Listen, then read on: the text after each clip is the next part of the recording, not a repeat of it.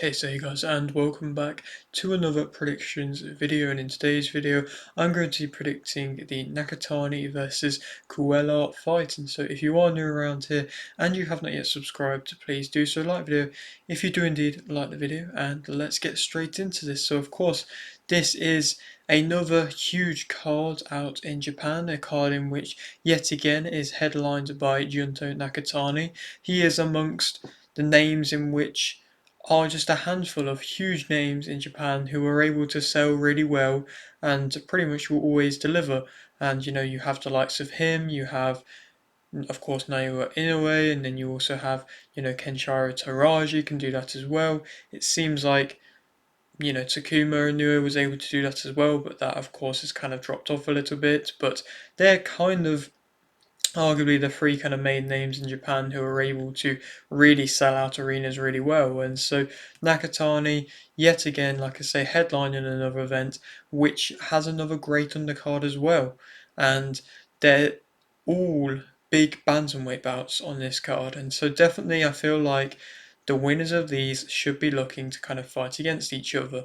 And hopefully that's what we're going to be seeing. And so like I say, it's another great card and showcasing some more excellent Japanese talent, and we'll kind of go straight into talk about the undercard, and we'll touch upon this as a first fight being Nasukawa versus Moloney.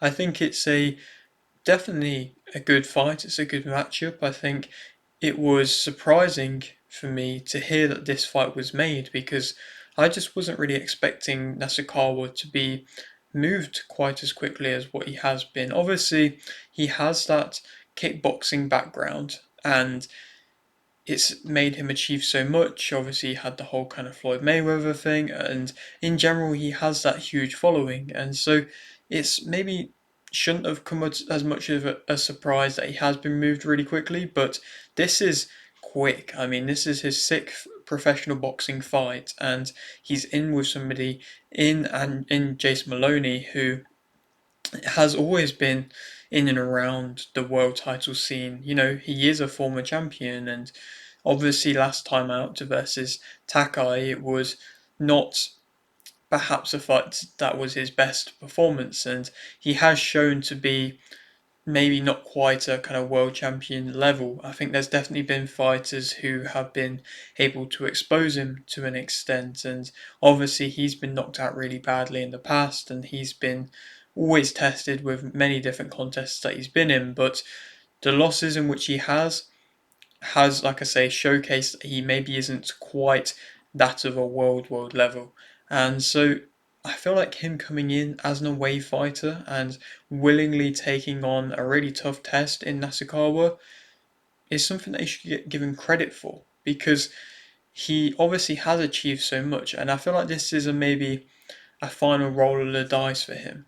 Obviously, Nasukawa, like I say, is a huge name, and it's an opportunity for Moloney to get back into a highly ranked position and perhaps get back into a world title shot if he ever is able to have another one in his career. But he realizes now that he's not going to be able to pick his opponents. He's not always going to be in with a favorable matchup on paper, and he's going to be against the odds. And so, this is a good matchup in my opinion for him. I mean, Nasukawa has been improving with every fight.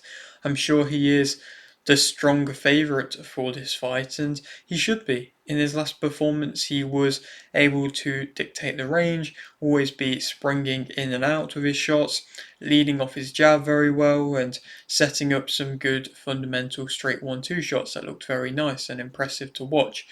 And that showcased again another development in his ability. It seems like with every fight that we've seen so far from Nasukawa, he has developed each time. He definitely, took a couple fights to get into the professional scene to really kind of adapt to a boxing type style and move away from that of a kickboxing type style. And so now, like I mentioned, he seems to be able to get into his flow that little bit more. Moloney, of course, is that much more experienced, of course, in the boxing scene with the amount of fights that he's had at a high level, and he knows boxing, and so he's definitely going to be, like I say, that of a very tough test for Nasukawa. But Nasukawa, amongst many of the top Japanese fighters you see around at the moment, they're getting moved quickly. And so if he is able to live up to the hype and expectation upon him, then we'd like to hope that he could get through something like a Moloney and then possibly retire Moloney at the same time. But I think that Moloney's going to win via TKO in round 9. Perhaps, like I say, this is a bit of a surprising thing to say, but when you watch his performance versus Takai, in the first few rounds he was struggling, and Takai was picking his shots very well, going to the body very nicely, and was having a lot of success when he was doing that. Nasukawa, in his last performance, he didn't really go to the body too much at all. He was quite accurate with his work, and that could lean into his favour, but things weren't always easy for him in the fight. He had a couple of times where I don't think he was hurt, but the fight was maybe not going in exactly his favour. But not to say that Moloney is going to be able to dominate this fight. Like I say, I feel like it's going to be a fight in which probably will bob and kind of sway back and forth a little bit because, like I mentioned, I feel like Nasukawa is going to be able to have success bouncing in and out, especially in the earlier rounds, but he doesn't go to the body, very much so at all. I think he's not very physical. I think Moloney can put it on him and have a lot of success. And if he can get Nasukawa frustrated, then again, like I say, I feel like he can have a lot of success, and I feel like he has that ability and that professional experience to be able to really frustrate Nasukawa. And I would like to see a performance from Moloney where he doesn't kind of seem to be going out there to really kind of try and put on a technical boxing show or anything like that. I just want him to come in rugged, wanting a fight, and being willing to let his hands go. That's a very important thing because there was rounds in which in the fight versus Takai he definitely wasn't letting his hands go enough, and if he was, and if he did, then maybe he would have been able to have more success. But I feel like he is going to have that more physical experience as well, style, in which is definitely going to secure him, in my opinion, a late in the fight TKO win, which will be, like I mentioned, a huge shock for Japanese boxing because they are so behind Tenshin Nasukawa, and I'm a fan of his. I wouldn't be against, seeing him going in victory. I'm not rooting against any fighters ever that I go against, but this, in my opinion, I feel like is just going to favour Moloney in the matchup. Going on now to Tsutsumi versus Higa for, well, the rematch for the WBA World Bantamweight title. This is, again, another interesting contest. I feel like this definitely has the makings to be a great contest, to be completely honest. I mean, Tsutsumi is coming off a fight versus Inoue, of course, Takuma Inoue, where he kind of upset the apple cart, maybe shocked a few guys to an extent. I mean, I got my prediction right, saying that Tsutsumi was going to win that fight, but he looked good in that fight. He was able to drop Inoue and have success throughout the fight, where he was able to really kind of nullify Inoue, get him frustrated, and make it difficult for him, and showcase a real high kind of in close level of boxing, and that level of boxing is something in which in close is difficult to see. We don't always see fighters who can fight as well and as kind of crisply in the pocket as well as what Tsutsumi was doing, and so he's definitely put himself on that bit more of a pedestal, given himself that bit more of a platform as a result of that win. Obviously, it was a huge win. It stopped the whole hype train around Takuma Inoue, and in the back of my mind, I was kind of always thinking from his fights that yes, he could maybe find his way into a world title, but I just didn't ever think he would be able to be anywhere near as dominant as that of his brother, and I felt like he always had that kind of will to get into a bit of a dogfight, which was probably never really going to go into his favour. And shock, I was right there, it didn't. And so Sutsumi, like I say, has really put himself on a pedestal now and has shown that his record with the 2 draws on it, his record didn't look anything too impressive coming into the Takuma Inoue fight, but it's now looks good. I mean, the draw, one of the draws was against Higa, of course, and so now they're running it back. I think it's definitely a great fight to run back, and I think, of course, it has all the makings to be a great contest. And I mean, when you see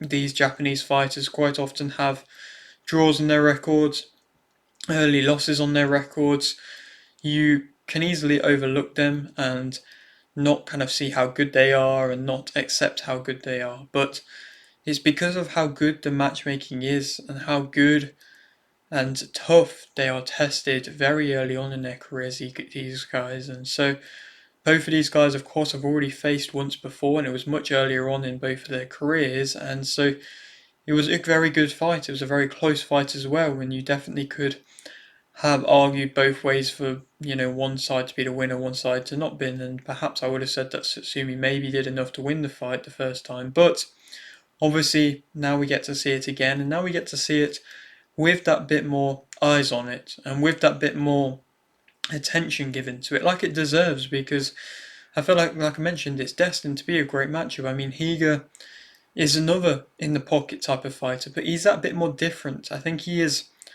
maybe a bit more explosive, maybe it's a bit more wild at times, but it's going to be always difficult to handle. I feel like Tsutsumi is maybe more easier to control than that of Higa, and Higa put it on. And again, mentioning Takai again, his last fight was against Takai, and arguably, in my opinion, I thought he may have done enough to win, maybe snag a draw. I mean, I feel like the scorecards were definitely heavily in favour of Takai, but Higa was unfortunate to have not gotten the nod in that fight, because he definitely was having success and he was able to really put it on Takai, made him look weak, made him struggle, made him have to work really hard for any success that he had. I mean, obviously, the main success that Takai did have was going to the body in close and picking his shots in close, because Higa is, like I say, that bit less defensively sound than that of Tsutsumi in close. But Higa was really putting it on with the explosive shots. I feel like Higa probably has the more power out of the two to really do some damage. I think that Tsutsumi is going to be able to win via unanimous decision, but like I mentioned, I feel like this fight has all the makings to be a great matchup, a fiery matchup, a matchup in which you definitely don't want to miss, because it is going to be back and forth, I believe, and it's definitely going to have big moments. But I do just believe, like I mentioned, Tsutsumi is that more technically sound and that bit better defensively as well, where he's going to be able to damage Higa to the body with the good body work that Tsutsumi has, and then just continually have that bit more cleaner success out of the two of them, and like I say, win by unanimous decision. But I'm just very glad to see that we're seeing Higa kind of reap the rewards of having a close fight. I mean, any fighter who goes in against a top guy as an underdog and really kind of showcases their skills and makes it tough for the favourite is deserving of that of another top fight, and is deserving to get given another payday and another opportunity. And so, like I mentioned, it's great to see that Higa's getting that. And obviously, I'm sure, like I've mentioned, it's going to be a top fight. But to go on now to, of course, speak about the main event. I mean, it's a main event in which perhaps could be one of the better ones of Nakatani's career, opponents wise. I mean, it's another undefeated guy in Cuellar, and obviously, if we go off the kind of records too much, then you're going to have to probably look back at his last fight versus Salapat and then look at his record and be like, well, why didn't Salapat put on a better performance than what he did? Because Salapat's record was very padded, very, very padded. The record was him fighting out in Thailand against fighters in which nobody's ever heard of, fights on, very small shows, and they're just going away, picking up records, fighting quite a lot, and, any time that they do take a step up, they lose.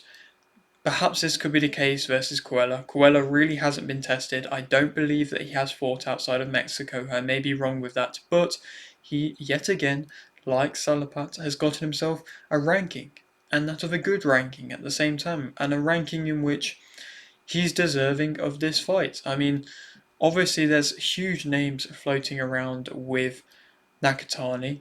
There's names like Inoue. I mean, Inoue, there was talks of Nakatani kind of fighting around this time on an Inoue undercard, and then Inoue and Nakatani being put to fight each other at the end of next year, the start of the year after.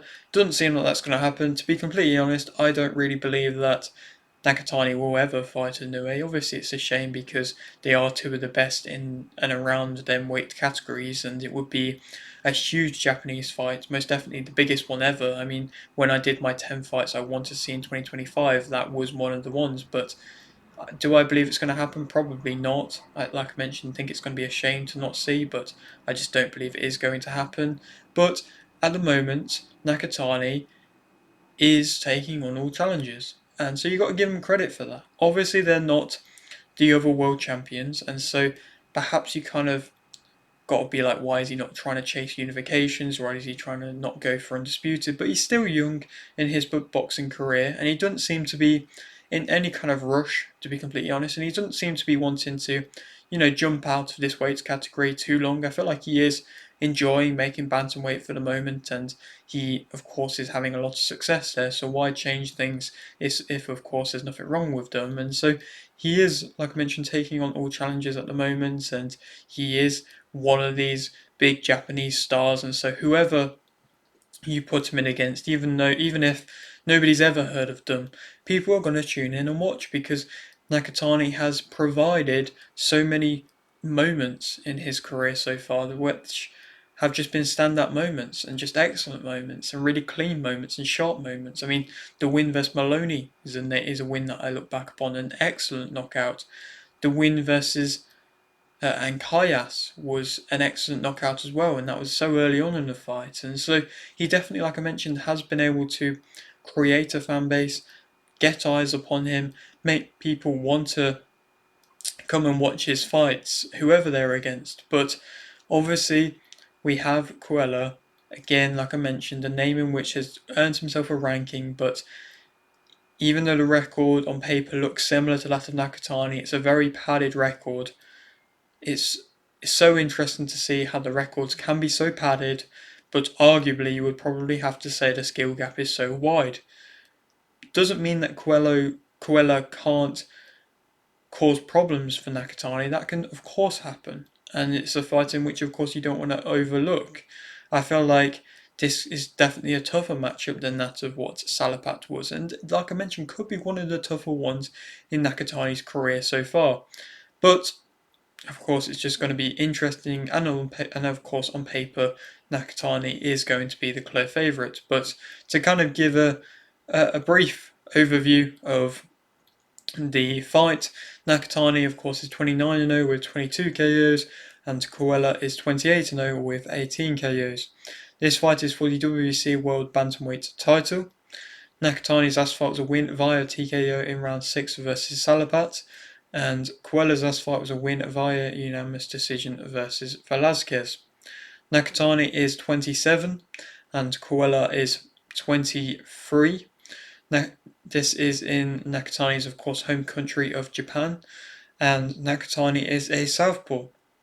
Of course, touching upon the fact that this is in Japan, all of the big kind of fights with Japanese fighters seem to be in Japan at the moment. There's nothing really I see wrong with that, but I feel like maybe it is limiting them to an extent to not reach that more global fan base. Obviously, he has a huge fan base in Japan, but maybe, like I say, that bit more of a global reach if he was to go out and fight outside of Japan. But for the moment, he's selling out arenas in Japan, so why change things? And obviously, if he is to fight something like Cuellar outside of Japan, bar maybe Mexico, it might not sell as well. So, like I say, why change things if there isn't really a need? But hopefully, with Nakatani improving, we could perhaps see him fighting elsewhere. I mean, even if it's in Riyadh, it seems like His Excellency wants to get involved. He seemingly signed Nayua Inoue and wants to get involved with working with his fights. I don't really know what's happening with them, if they're going to try bring him over to a big show in Riyadh or elsewhere, but it does seem like, for the moment, Nakatani is getting very comfortable just inviting fighters over to Japan. And, again, another thing, why change it if there's nothing wrong with it? So, to touch upon them both as fighters, I mean, Nakatani, of course, has excellent hand speed. And there's no doubt about that. I mean, his hand speed is crazy at times to watch, to be completely honest, just because of how good it is. It is so good. It's so crisp, so sharp, so precise. His placement of shots is something which is quite unlike anything else. If you're going to allow him that range, then he's going to punish you with that range. And it's just sensational to see. I mean, yet again, you look at that and Kaius win as a win. The fact that he could just place that shot beautifully into the middle of the body was just amazing. And it looked like it wasn't even a power shot, but the amount of power that it did end up kind of having and the effect it had was again sensational to watch. And he has definitely got that underrated power and unexpected power in his body type. He's a big, tall guy, but he's not the most physically strongest looking guy, and he always seems to be able to deliver knockouts, especially when opponents who are not on the level that he is, and no one is nowhere near the level. He always showcases that. He never overlooks opponents, from what I believe. His reactions are very sharp. He changes levels very well. Like I say, pinpoint accuracy. He has great timing. He's able to fight at the mid range very well, and he finds his range very well at the same time.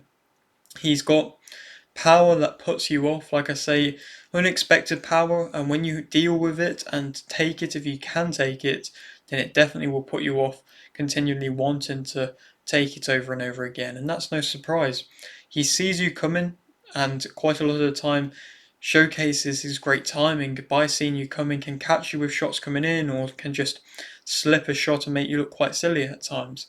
He has a very strong jab at the same time as well, and often that sets up quite a lot of things at the same time, but it also is a weapon at the same time. He controls the tempo very well.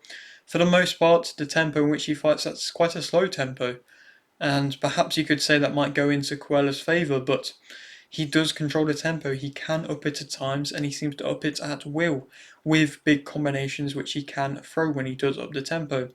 He closes the distance very well, and like I say, is just such a highly skilled fighter with a great fight IQ. Negatives about him, I mean, I think his footwork in close can sometimes be a little bit messy and showcase a little bit of vulnerabilities. I mean, he can sometimes fall over that front foot of his by just having, like I say, that bit messier footwork in close. Like I mentioned, as a big guy, he really has to shorten up his shots when he gets in close, and he isn't always able to do that. And then, like I say, it can cause that messiness at times. He doesn't always let his hands go with the big combinations that are really impressive when he does, but he doesn't always do it that much.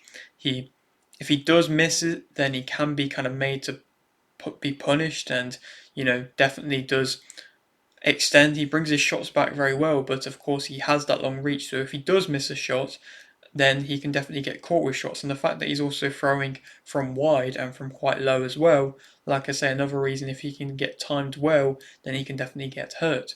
He can sometimes be that bit too patient, like I say, just waiting too long for his shots, even though he doesn't really load up. He definitely does go back in straight lines, and I think his chin can be in the air at times as a result of that. He does square up a bit at times, and when he does do that, he's a very big target to land upon.